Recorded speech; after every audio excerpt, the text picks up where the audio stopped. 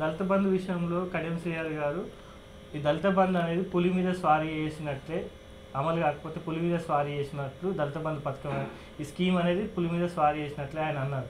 అన్న తర్వాత పిలిచి ఆయనకు నువ్వు మాట్లాడొద్దని ఆయనకు ఎమ్మెల్సీని ఇచ్చారు. ఇప్పుడు ఆయన మనకి ఎమ్మెల్యే టికెట్ ఇచ్చారు.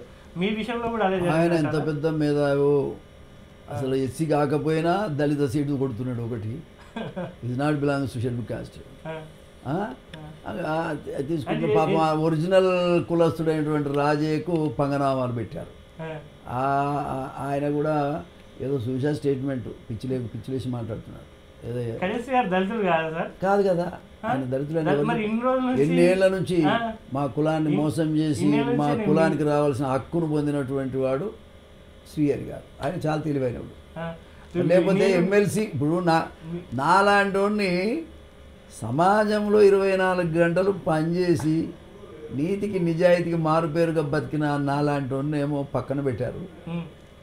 ఎస్సీగానోని కూడా తీసుకొచ్చి నేను ఎమ్మెల్సీ ఇస్తా, నేను మా ఇది ఎమ్మెల్యే ఇస్తా, మీరు కొన్నట్టుంది మా కులాన్ని. ఎందుకంటే నువ్వు అనుకుంటున్నావు నేను చెప్పినాకనే ఆయన బయన్లా అని ఆయన చెప్పుకోవాల్సి వచ్చింది. నీకు అర్థమైందా? ఎన్ని స్టేట్మెంట్ ఇచ్చిన నేను చాలా ఏళ్ళ నుంచి చెప్తానే